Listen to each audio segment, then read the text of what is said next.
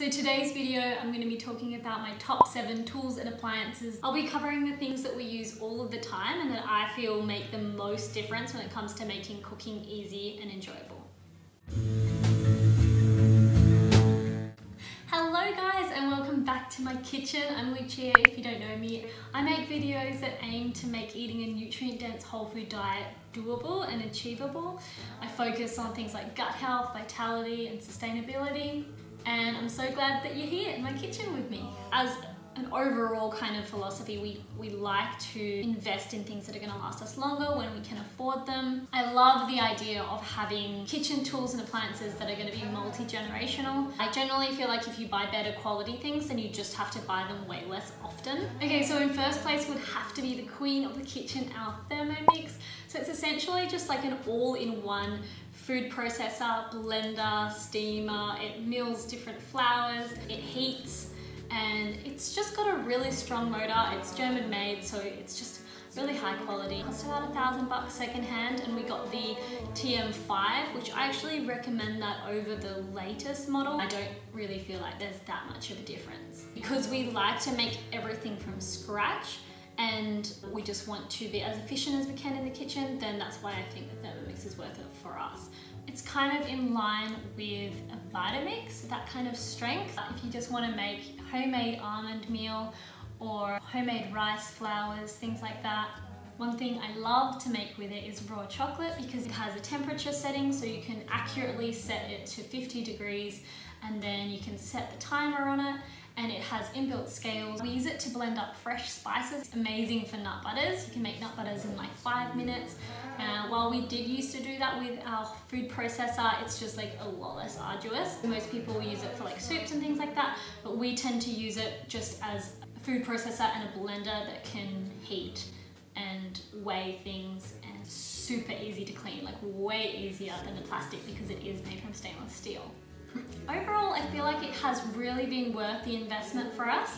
Anything that saves me time and dishes, makes it easier to cook things from scratch, that just like gets all of the ticks in my box. You can fully take the food processor apart so you can get in between the blades. So I guess the alternative to a Thermomix would be something like getting a food processor, like maybe a large 2-litre bowl Breville food processor, or the blending function, maybe getting something like a Vitamix. However, both of those things combined would probably be around the $800 mark, so you may as well just get a Thermomix. However, if you don't have that kind of money to spend on kitchen gadgets, then I would definitely recommend a Ninja. So I haven't actually owned one of these, but I've just heard good things about it. That would be my budget option, as well as potentially even like a hand blender would be the budget option. Get like a mini food processor attachment and the hand blender goes on top of that. Just amazing, and I even kind of want one, even though I don't need it.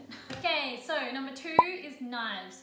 So essential. It doesn't mean you have to invest in really expensive knives either. So my top pick would be Kiwi knives. You can get them from any Asian grocer, in Australia at least. So why I love these little babies is they are super affordable. So I think it's like $8. They're really sharp and they are easy to sharpen as well. Another good one is like Victorinox knives. So one thing is having decent knives and then obviously keeping them sharp. Making sure that you've got a sharpening stone, or actually I picked up a cool trick where you can sharpen it on the back of a mug. So I'll give that a try. Yeah, you just pop it, like imagine putting it flat and then just put it a little bit so I can get my finger under there, and then just hold your finger on it. You can just do little circles and just run up and down the blade and then turn it over. I feel like it's so worth learning how to do this. We don't need no boyfriends. There will be no cutting tomatoes with blunt knives around here. All right, let's try out that mug trick, hey? So I have got it on a tea towel just so it doesn't slide around. Just having it on that tiny bit of an angle, just doing little circles. Holding a little bit of pressure on it, and you can see that there's some filings building up, so you can just wipe it with a bit of a wet sponge, and then that will mean that you can keep sharpening. Sharp knife, happy life. Ugh. Number 3 would be having some quality cookware. Things like cast iron pans, stainless steel pots, and quality ceramic or glass baking dishes. We pretty much only use cast iron pans. They're really great. I actually have one that used to be my dad's. He even got that second hand. Plus you get nice and strong using them. If you have a well-seasoned cast iron pan, that is basically the original non-stick, minus the chemicals, so bonus. They're really sustainable and they're really hardy and they will last you a lifetime. So it might be obvious, but having some quality stainless steel pots is really great as well. We use these all of the time. This is the insert for a big 12-litre stock pot. And I love having this insert because it means when you make stocks and broth, you can just put all of the veggies or the, you know, like the chicken in here. And then when you're done, you just lift that up out of it and then your broth is strained. I think it's super essential to have a pressure cooker. You can save a ton of time if you're cooking things like beans and legumes on a regular basis. I think it's really important to have a variety of different baking dishes, so things like glass and ceramic, as well as stainless steel trays. I can't show you one right now because they are all dirty in the dishes over there. Maximizing that time in the oven would be one of my #1 tips. So in order to do that, you've got to make sure that you've got enough oven trays. I would love to get some Solid Technique cookware in the future. So they're a different type, they're like wrought iron, so they're just a bit less heavy. They call them multi-century durable. Sounds really good to me. #4 would be a stock pot or a slow cooker. So we've started using our slow cooker less, and we actually use the stock pot more just because it has a larger capacity. If you are using a slow cooker, just make sure that the glaze of the insert doesn't have any lead in it because it can leach into your food, especially when you're cooking things for long times. Yeah, honestly, slow cookers, so good. Love it, love it, love it. I feel like it's essential for easy cooking. You just chuck some stuff in and then just let time do the work. #5 is food storage containers. We generally like to use glass food storage containers. You can get these online or we just got them from Kmart. And we have them in all different sizes. Before we bought them, I was thinking, oh, they're gonna be really heavy and they're gonna break, but I love them. It hasn't been annoying at all. I also bought these silicone containers as well, which are really cool because they pop down.